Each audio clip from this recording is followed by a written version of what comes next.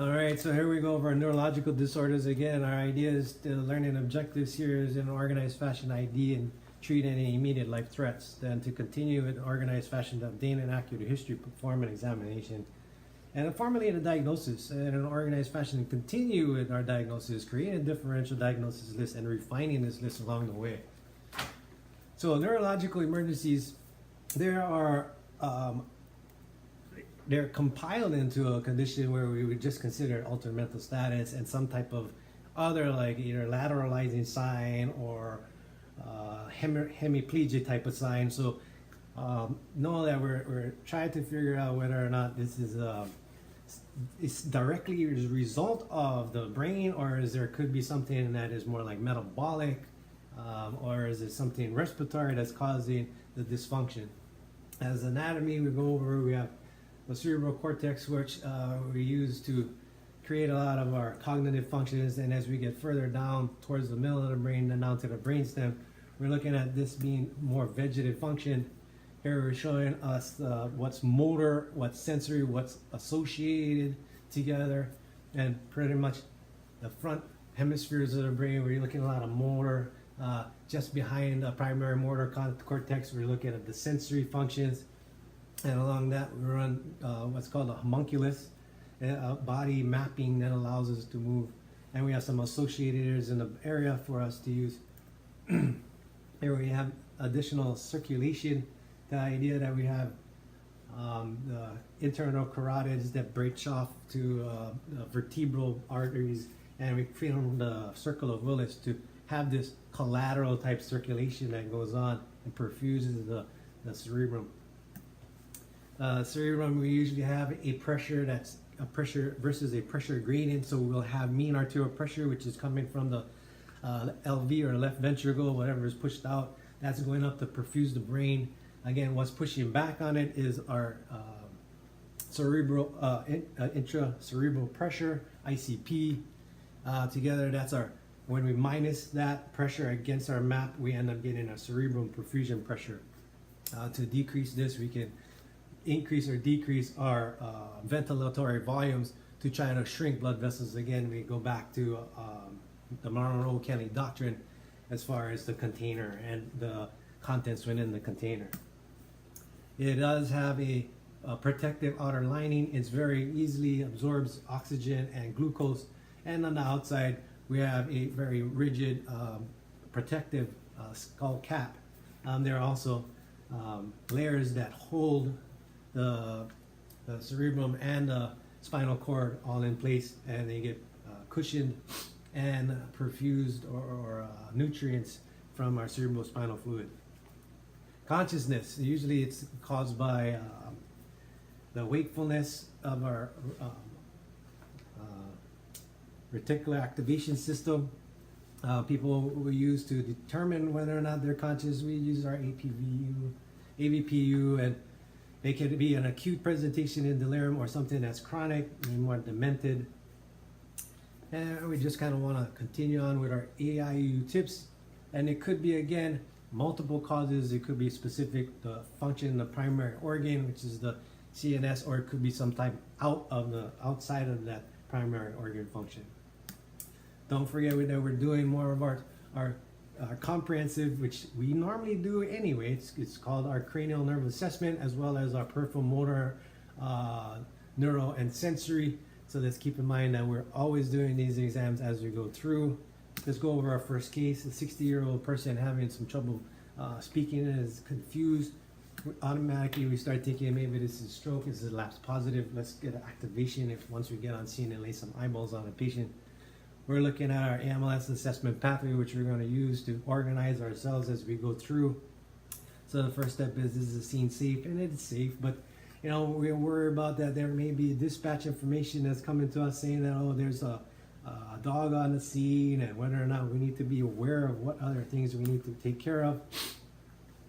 So hopefully we can get the husband to remove the dog so that we can enter into the scene, so we can get our assessment and get our history of present illness and start diving into our sample history, and then get into our neurological exam and so forth.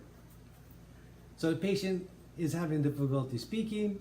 The chief complaint follows that as well.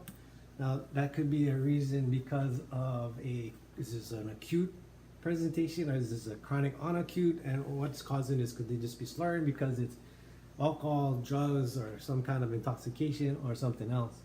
So the person looks at us, looks to be awake, but they're having trouble speaking. Now, the person has some crackles in the lungs, and the pulse is strong and irregular, but it's dry. So this doesn't really paint us that acute CVA, and let's get our laps out and let's get our stroke code team notified up in the hospital. But we do know that the patient is sick based on that presentation. Is this new onset atrial fib? What's the crackles going on in the lungs? Why is that patient having this? And why is the patient's speech so slurred?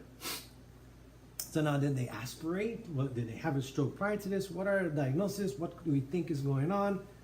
Is this icy bleed? Is this an airway problem? Is this a stroke? Is this hypertension? What are we dealing with? Are we using the EIU tips? Are we running through the respiratory emergencies? Are we trying to put in some cardiovascular things as we think maybe the person has this new onset arrhythmia that's going on? What are we dealing with? So they're breaking it down for us a little as far as differentials. Let's dive into our history of present illness. And we're looking at possibly this 2-hour window. If this is a stroke, then we need to get them within that time period so that they can get the TPA. And we continue with the sample history. No allergies on lisinopril. It does have a respiratory component there, on warfarin and Coumadin, but was discontinued on omeprazole and diltiazem. So we can use diltiazem and Coumadin for rate control and for clots. And it looks like they stopped that now. They also have COPD, atrial fib, and hypertension. So we know that we got some chronic issues going on. So there may be an acute presentation with some chronic things that are going on. Is it PEA? Is this a CVA? Is this a possible, clot going up to the brain? Or is this something acute on chronic COPD and pneumonia going on? Does they have some kind of crackles? Let's go on to our vital signs. Heart rate's 96, EKG's around that rate. Pulse ox again is in the low. CO2, it's, they're trying to, it's not really our norm. It's elevated. Then we got our respiratory rate. Blood pressure is up there. No fever. More of our detailed exam that's going on. No extraocular movements are intact. So no lateralizing signs of the face. People seem to be okay. No edema, no wheezes. Blood glucose 144, atrial fib between 88, so it's controlled. They got some hypertrophy going on in their 12 lead. We'll end up seeing that blood gas. Here we got a blood gas, and we got PCO2, PaO2, bicarb, chest X-ray. Got some mild COPD changes, head CT. We're not sure about what we're seeing on the CT, but that's what they went for.